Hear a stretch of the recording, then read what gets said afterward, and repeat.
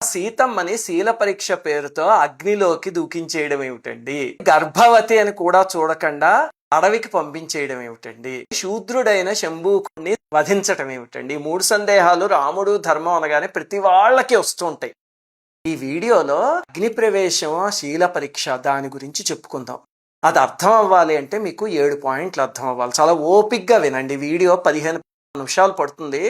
కానీ ఒక్కసారి వీడియో విన్నాక మిమ్మల్ని జీవితంలో ఎవరైనా అగ్ని పరీక్ష గురించి, శీల పరీక్ష గురించి అడిగితే బల్లగుద్ది సమాధానం చెప్పగలరు. అంత నాలెడ్జ్ వస్తుంది.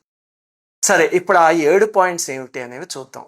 పాయింట్ నెంబర్ 1, ఇది చాలా పెద్ద సీక్రెట్, చాలా జాగ్రత్తగా వినండి. అగ్ని ప్రవేశం అనేది ఒక పెద్ద వృక్షం అయితే కనుక దాని బీజం, సీడ్ సుందరకాండలో ఉంది. ఆ రహస్యం అర్థమైతే మీకు ఈ అగ్ని ప్రవేశం మొత్తం అర్థమైపోతుంది. అసలు అగ్ని ప్రవేశం సీతమ్మ వారు చేసినప్పుడు అందులో స్టేక్ హోల్డర్స్ ఎవరున్నారు? 3 స్టేక్ హోల్డర్స్ ఉన్నారు. మొట్టమొదటిది శ్రీరామచంద్రమూర్తి, రెండవది సీతమ్మ, మూడవది అగ్నిదేవుడు. ఈ 3 అగ్ని ప్రవేశం అనే దాంట్లో స్టేక్ హోల్డర్స్. అసలు ఆ అగ్ని ప్రవేశం, ఆ శీల పరీక్ష సుందరకాండలోనే జరిగిపోయి ఆంజనేయ స్వామి తోకని రావణాసురుడు కాల్చాడు కదా. అప్పుడు లంకలో రాక్షస స్త్రీలు వచ్చి అమ్మవారితో, అమ్మా ఇప్పుడు ఒక వానరుడు వచ్చాడు కదా, అతని తోకకి నిప్పు పెట్టేశారు అని చెప్పారు. చెప్తే అప్పుడు అమ్మవారు వెంటనే కంగారు పడి ఆంజనేయ స్వామికి ఎక్కడ కాలుతుందో అని, యదిమాం వృత్త సంపన్నాం తత్సమాగమలాలసాం స విజానాతి ధర్మాత్మ సీతోభవ హనుమత అన్నారు. చాలా అద్భుతమైన శ్లోకం ఇది, చాలా రహస్యమైన శ్లోకం. మొత్తం అగ్ని ప్రవేశానికి కీ ఇందులో ఉంది. ఏమిటి దీని అర్థము అంటే, ఇందులో 3 మాటలు అన్నారు అమ్మవారు. యదిమాం వృత్త సంపన్నం, నేనే కనుక శీలవతినైతే, తత్ సమాగమలాలసాం, శ్రీరామచంద్రమూర్తిని చేరడానికి ఆతృత పడిపోతున్న దానినైతే, స విజానాతి ధర్మాత్మ, ఈ 2 విషయాలు శ్రీరామచంద్రమూర్తికి తెలుసున్నట్లయితే సీతోభవ హనుమత, ఈ 3 కండిషన్స్ కరెక్ట్ అయితే కనుక హనుమంతుడి తోకకున్న అగ్ని చల్లబడాలి అన్నారు అమ్మవారు. వెంటనే ఏమైంది, అంత లంకాదహనం చేసిన ఆంజనేయ స్వామి కూడా, అదేమిటి నా తోక చివర మంచు ముక్క పెట్టినట్టు అంత చల్లగా ఉంది, శిశిరస్యేవ సంపాతో లాంగూలాగ్రే ప్రతిష్ఠిత అంటాడు స్వామి. ఇంత చల్లగా అయిపోయింది ఏమిటి? బహుశా సీతమ్మ వారి దయేమో అంటాడు. ఇది సుందరకాండలో లంకాదహనం అప్పుడు జరిగిన సంఘటన. అంటే ఇక్కడే సీతమ్మ వారు తన శీల పరీక్షని చేసేసుకుని, నేను శీలవతినైతే ఈ విషయం రాముడికి తెలిస్తే అగ్నిదేవుడు చల్లబడాలి అని. అంటే రాముడు, సీతాదేవి, అగ్నిదేవుడు, ఈ 3కి సంబంధించిన అగ్ని ప్రవేశం సుందరకాండలోనే అయిపోయింది. దానికి ప్రేక్షకుడు ఎవరు? ఆంజనేయ స్వామి. అంటే ఆంజనేయ స్వామి ఒక్క ఆయన్ని ప్రేక్షకుడి కింద పెట్టి అమ్మవారు ఆల్రెడీ శీల పరీక్ష, అగ్ని ప్రవేశం చేసేసారు.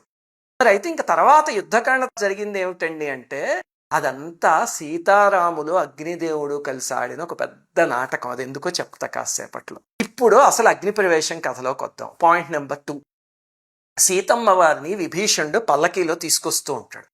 వస్తుంటే వానరులందరూ అమ్మవారిని చూడాలని ఆతృత పడిపోతూ ఉంటే రాక్షస సైనికులు బెత్తాలు పుచ్చుకుని వానరుల్ని బాదుతారు.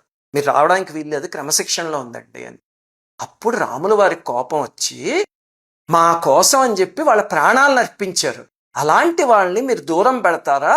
సీతమ్మని పల్లకి దిగి కింద నడుచుకుంటూ రమ్మని చెప్పండి, అప్పుడు వాళ్ళందరూ దర్శనం చేసుకుంటారు అని రాముల వారు చెప్తారు. చెప్తే అప్పుడు సీతాదేవిని కిందకి దింపితే ఆవిడ నడుచుకుంటూ వస్తే వానర వీళ్ళందరూ ఆవిడ దర్శనం చేసుకుంటారు.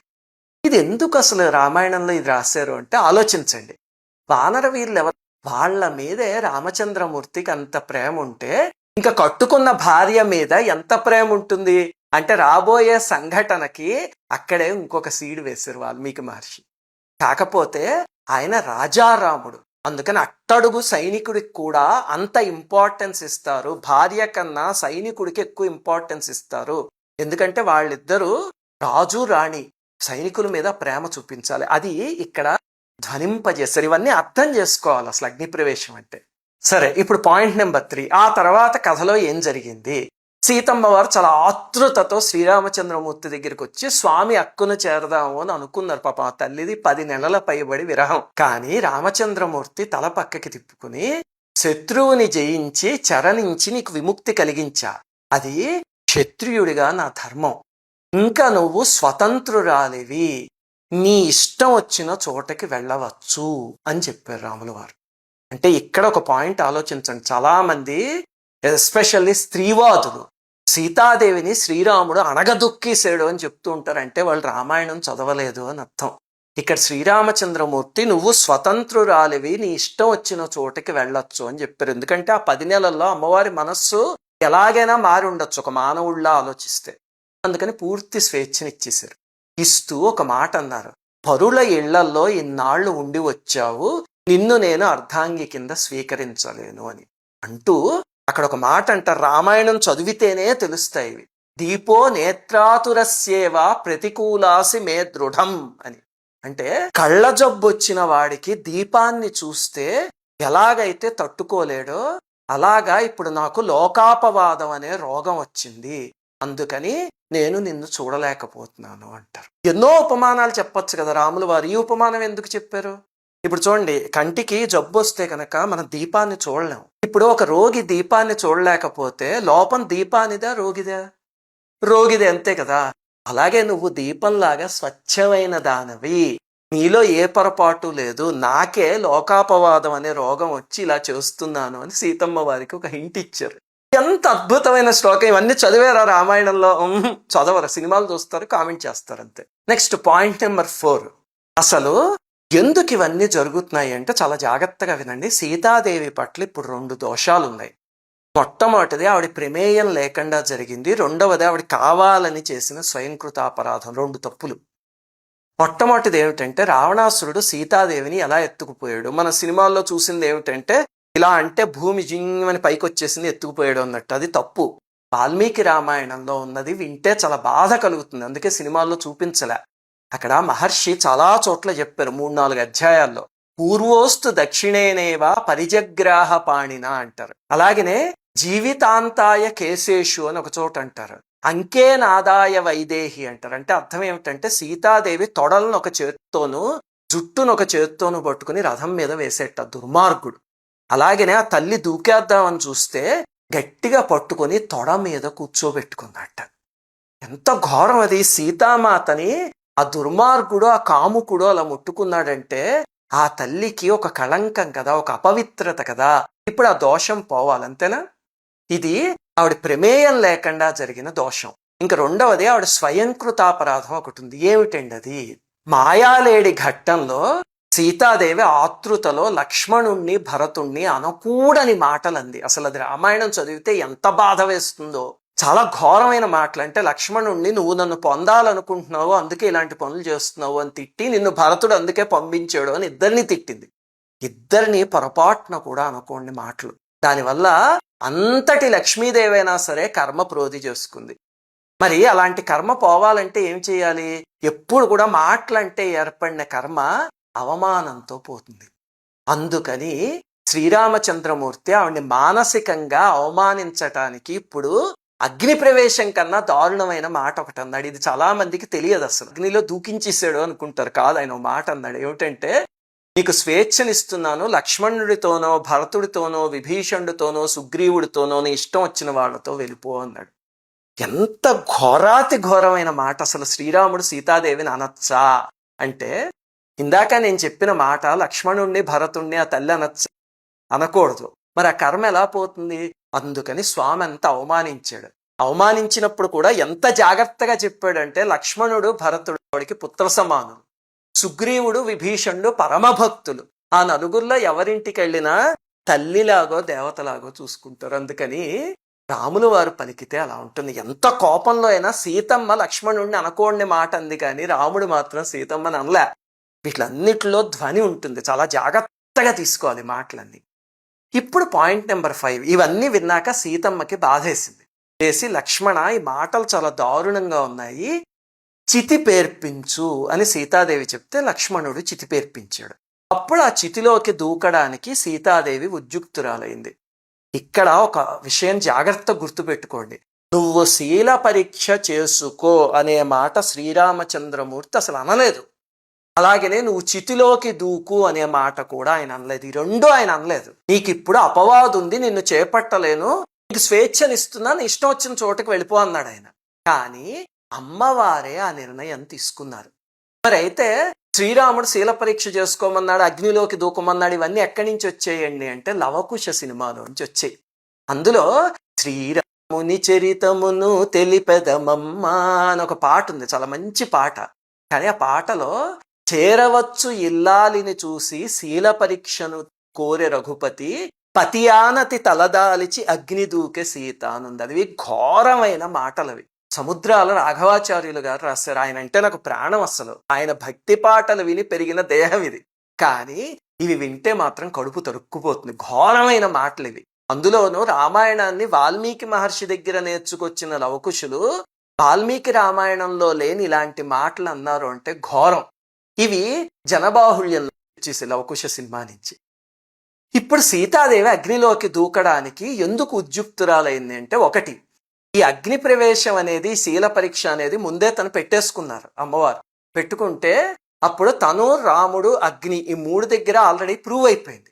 కానీ అక్కడ ఆంజనేయ స్వామి ఒక్క ఆయనకే తెలుసు తన భర్త కాబోయే రాజు, తన మహారాజ్ఞి. అందుకని ఆ చుట్టుపక్కల ఉన్న వాళ్ళందరికీ నిరూపించుకోవాల్సిన బాధ్యత.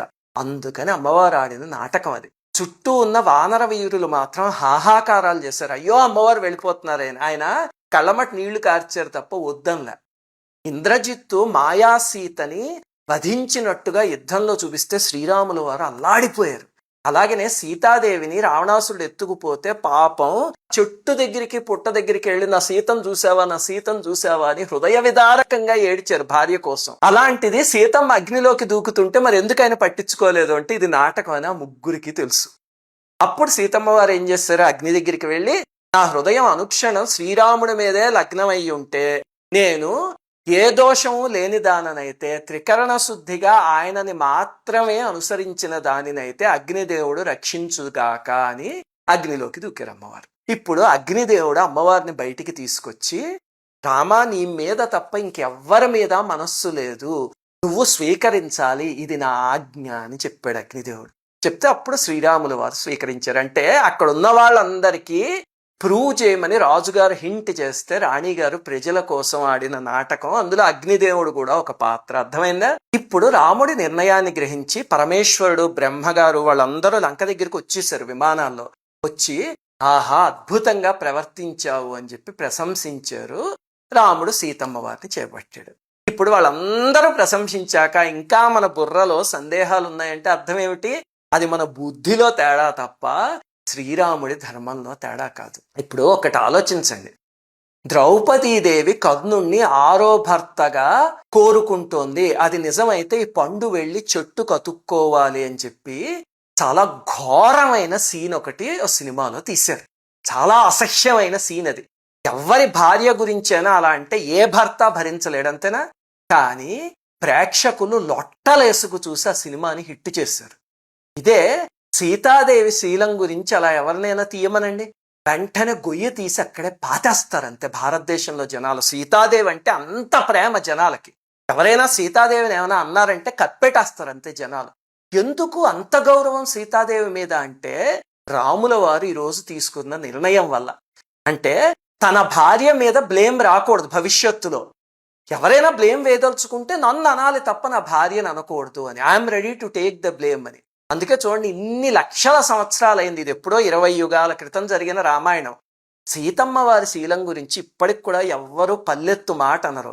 కానీ రాముల వారిని మాత్రం అన్యాయంగా అగ్నిలోకి తోస్తారు అని అంటారంటే తన భార్య కోసం, తన భార్య మాట పడకూడదు, తను ఎన్ని మాటలు పడినా ఎన్ని యుగాలకి పడినా పర్వాలేదు అనుకున్న ప్రభువు నా శ్రీరామచంద్రమూర్తి. ఇంకా ఏం చెప్తాం ఆయన భార్య మీద ప్రేమ గురించి, కారుణ్యం గురించి. ఇంకా వీడియో ముగించే ముందు ఒక చిన్న విషయం. మరి అయితే ఇక్కడ శీల పరీక్ష జరిగింది కదండి, మళ్ళీ గర్భవతిని అడవుల్లోకి ఎందుకు పంపించేశాడు సందేహం వస్తుంది కదా. అది రాబోయే వీడియోలో చెప్పుకుందాం. జై సీతారాం, శ్రీమాత్రే నమః.